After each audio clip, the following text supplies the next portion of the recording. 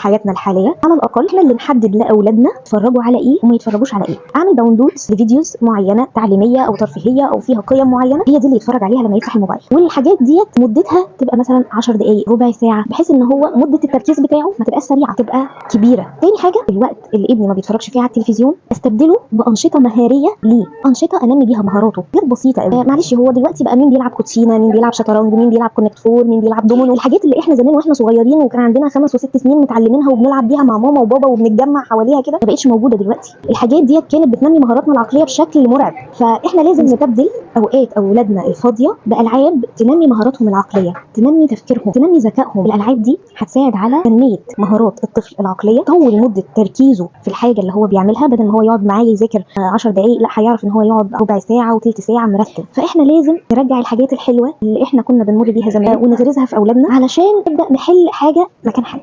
بس كده.